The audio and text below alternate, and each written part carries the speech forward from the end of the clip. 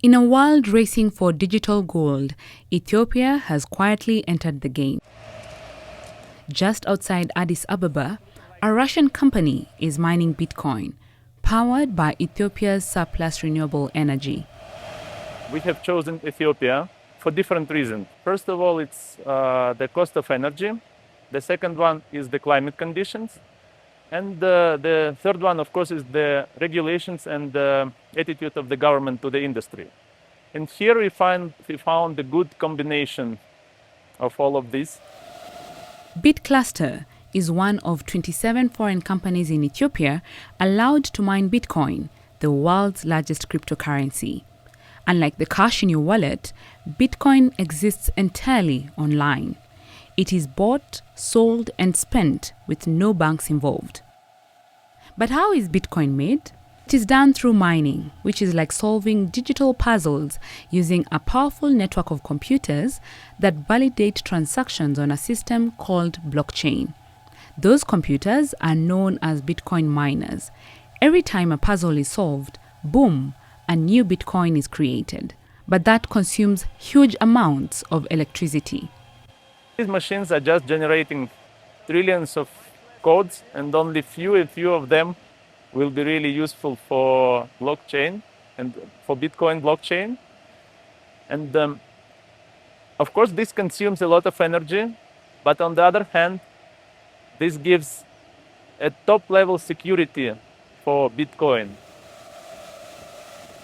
Each mining machine earns a profit of about $5.71 a day, according to NiceHash, a Slovenian cryptocurrency mining platform. Multiply that by thousands of machines and mining becomes a multi-billion-dollar business. A Bitcoin mining facility is often located close to a power substation due to the huge amounts of energy needed to run it. Ethiopia has set aside some 600 megawatts of power to Bitcoin mining operations. This is about half the energy needed to power the capital, Addis Ababa.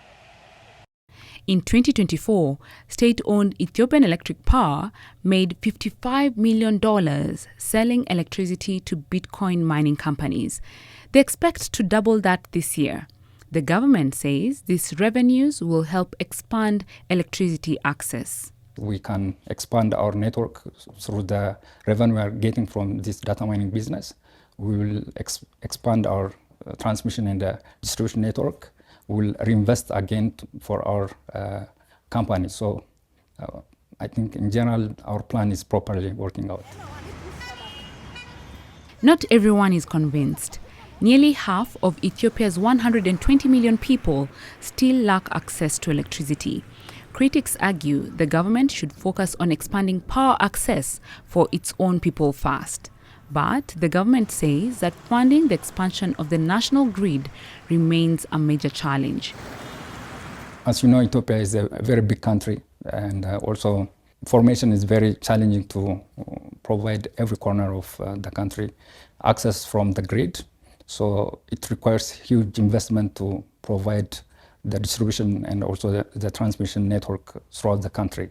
Globally, crypto mining's huge demand for energy often sparks debates, with concerns over carbon emissions and draining national energy systems. China banned crypto mining in 2021. Parts of Russia recently followed.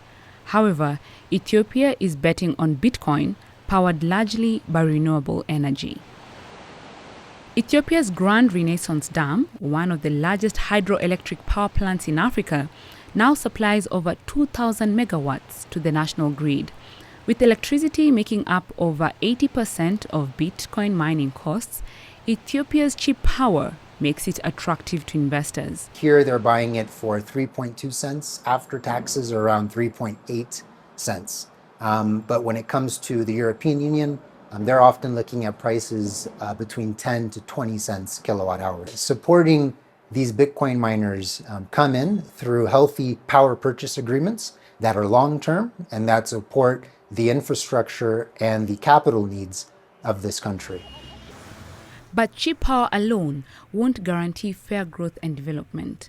Without careful planning, Bitcoin profits could deepen inequalities, benefiting only a few regions. I would suggest from either the side of the power producers or the utility or the investment commission, which regions need more substations, where are the populations, the pockets, the universities, the hospitals, and how can we get the Bitcoin miners there with the infrastructure, with the capital. For Ethiopia to fully reap the benefits of Bitcoin mining, it needs to balance its pursuit of foreign investment with the development needs of its underserved people.